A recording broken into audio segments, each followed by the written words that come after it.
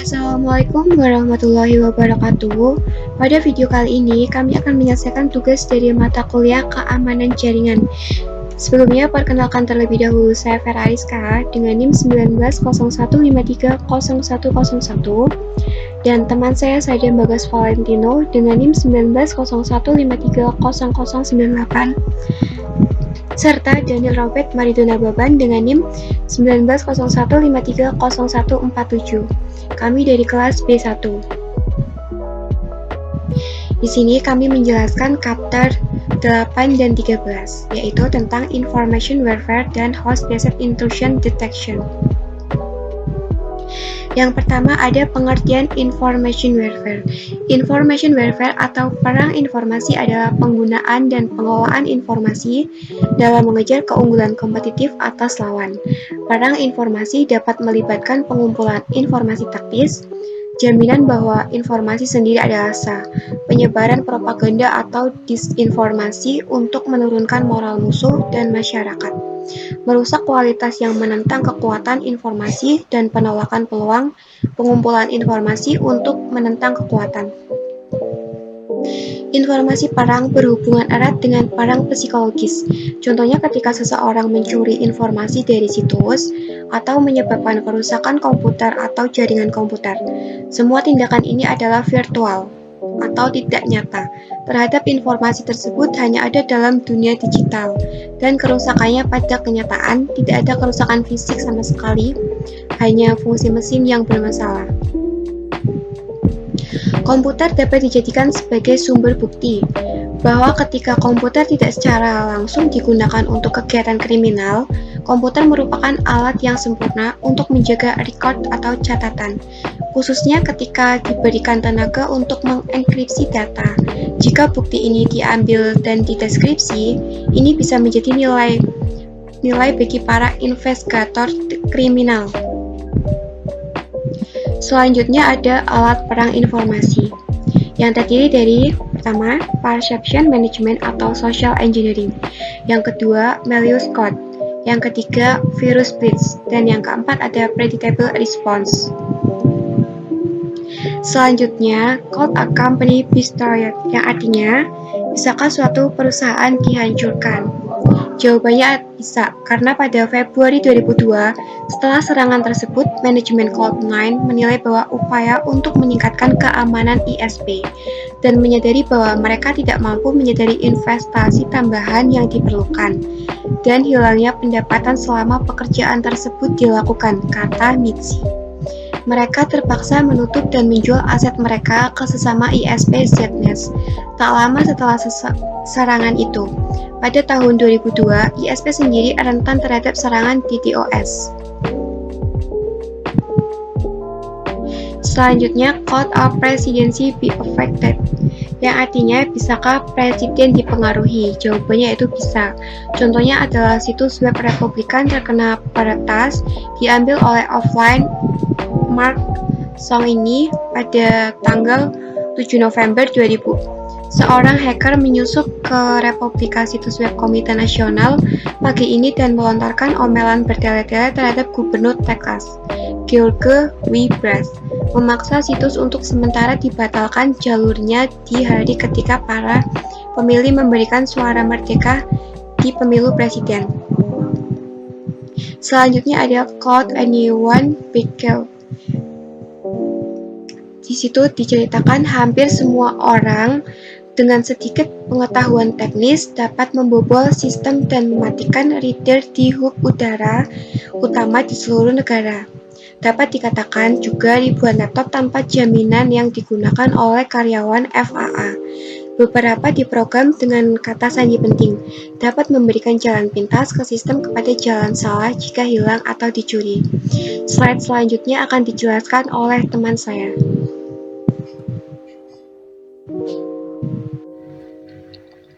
Could currency be destabilized? Destabilisasi mata uang dapat dianggap sebagai cawan suci teroris dan merupakan bagian dari doktrin Information Warfare yang diterbitkan Cina, sehingga menyebabkan sekelompok 50 teroris dengan $10 juta atau kurang bisa membeli training, komputer, dan lainnya. Alat yang diperlukan untuk meluncurkan serangan cyber terhadap bank besar atau perusahaan investasi, bahkan melalui saluran telepon yang aman, kata Michelle Erslow, konsultan keamanan komputer dengan ekonomi komputer. Y2K fever. Pertama, investasi besar dalam koreksi di Amerika Serikat. Yang kedua, bagaimana dengan misi pembalasan kritis sistem? Yang ketiga, pada akhirnya dampak rendah penyataan kesenjangan persepsi. Keempat, proses terburu-buru untuk sertifikasi Y2K adalah respon yang dapat diprediksi. Y2K fixes a year later. Pertama, banyak organisasi tidak punya staf pemrograman untuk mencapai Y2K perbaikan. Yang kedua, mereka menggunakan kontraktor yang sudah habis, kontraktor pantai. Yang ketiga, NIPC menerbitkan artikel peringatan tentang kode berbahaya. Coba temukan sekarang. Information Warwave Theory. Pertama, asymmetry. Yang kedua, indication and warning. Ketiga, players and rules. Keempat, measures of effectiveness.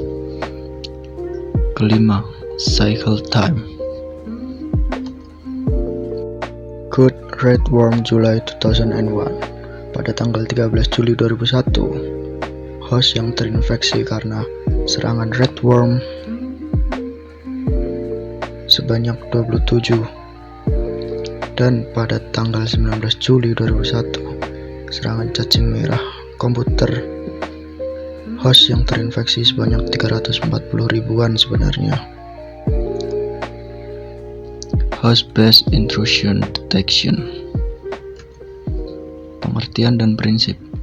Intrusion, penyusupan atau gangguan. Detection, deteksi. Prinsipnya yaitu komputer yang tidak berada di bawah serangan menunjukkan beberapa karakteristik. Contohnya, pertama, tindakan penggunaan dan proses umumnya sesuai dengan pola statistik yang sudah diprediksi. Dua, tindakan penggunaan dan proses tidak termasuk dalam urutan perintah untuk menggagalkan kebijakan keamanan sistem. Yang ketiga, tindakan proses sesuai dengan aturan yang menjelaskan tindakan tersebut diizinkan untuk dilakukan atau tidak diperbolehkan untuk dilakukan. Basic Intrusion Detection. Mendeteksi berbagai gangguan, mendeteksi instruksi secara tepat waktu, menampilkan hasil analisis dalam format sederhana yang mudah dimengerti, akurat. Implementasi dan cara kerja. Rule Based, NIDS. Adaptive System, NIDS. Target Monitoring, HIDS. Saya Daniel Robert Mariduna Baban, NIM 1901530147, akan melanjutkan penjelasan yaitu tentang jenis-jenis IDS. Jenis-jenis IDS itu yang pertama adalah Network Based IDS atau NIDS, di mana memiliki fungsi yaitu menganalisis untuk mencari apakah ada percobaan serangan atau penyusupan ke dalam sistem jaringan. Yang kedua, NIDS terletak pada segmen jaringan penting. Kemudian adalah Host-Based IDS atau HIDS, yang berfungsi memantau aktivitas sebuah host jaringan individual terhadap kemungkinan serangan. Sedangkan letak HIDS yaitu pada server kritis jaringan. Kemudian ada produk-produk IDS, yaitu adalah Real Secure dari Internet Security System atau ISS. Yang kedua adalah Systematic Client Security dari Symantec. Kemudian CyberSafe. Keempat, Network Associates. Yang kelima, Network Flight Recorder. Kemudian Intel Detectives. Lalu SecureWorks. Dan yang terakhir adalah Snort atau Open Source. Lalu adalah organisasi IDS. Yang pertama adalah Monitoring Network Traffic for Intrusion atau NSM. NSM ini memantau sumber, tujuan, dan layanan lalu lintas jaringan. Ini memberikan ID koneksi yang unik untuk setiap koneksi. Kemudian adalah Combining Host and Network Monitoring atau DIDS. DIDS berfungsi menggabungkan kemampuan dari NSM dengan pemantauan intrusi deteksi host individual. Yang ketiga adalah Autonomous Agent atau AAFID. AAFID bekerja dengan mendistribusikan agen-agen otonom ke dalam beberapa sistem di dalam jaringan. Materi selanjutnya adalah Response Intrusion. Yang pertama, terdapat Incident Prevention. Idealnya, upaya penyusupan akan terdeteksi dan berhenti sebelum mereka berhasil. Ini biasanya melibatkan proses monitoring sistem dan mengambil tindakan untuk mengalahkan serangan itu. Dalam konteks respon, pencegahan mensyaratkan bahwa serangan itu diidentifikasi sebelum selesai. Defender kemudian mengambil tindakan untuk mencegah serangan sebelum serangan itu diselesaikan. Yang kedua adalah Intrusion Handling, di mana terdapat beberapa bagian dan fungsinya. Yang pertama adalah Preparation for an Attack. Langkah ini terjadi sebelum serangan yang terdeteksi. Ini menetapkan prosedur dan mekanisme untuk mendeteksi dan menanggapi serangan. Lalu, Identification of an Attack. Hal ini memicu fase yang tersisa. Lalu, Containment of the Attack. Langkah ini membatasi kerusakan sebanyak mungkin. Yang keempat, Eradication of the Attack. Langkah ini menghentikan serangan dan blok selanjutnya yang serupa. Kelima, Recovery from the Attack. Langkah ini mengembalikan sistem ke keadaan aman. Lalu, Follow up the Attack. Langkah ini melibatkan tindakan terhadap penyerang, mengidentifikasi masalah dalam penanganan insiden tersebut, dan pelajaran rekaman belajar. Yang ketiga adalah Containment Phase. Artinya membatasi akses penyerang untuk sumber daya sistem. Domain perlindungan dan penyerang dikurangi sebanyak mungkin. Dalam konteks ini, kerusakan mengacu pada tindakan yang menyebabkan sistem untuk menyimpang dari keadaan aman seperti yang didefinisikan oleh kebijakan keamanan situs. Yang keempat, Eradication Phase. Pendekatan yang umum adalah untuk menolak akses ke sistem sepenuhnya atau untuk mengakhiri proses yang terlibat dalam serangan ini. Sebuah aspek penting dari pemberantasan adalah untuk memastikan bahwa serangan tersebut tidak segera dilanjutkan. Ini mengharuskan serangan diblokir. Yang kelima, follow-up fase.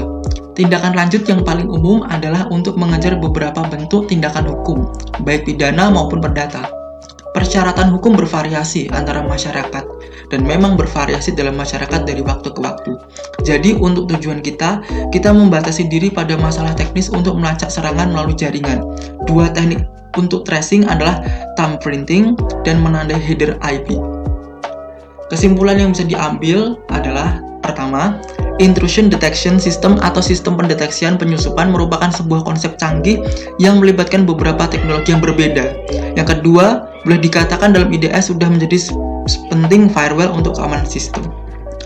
Demikian materi yang bisa saya sampaikan, kurang lebihnya mohon maaf. Terima kasih.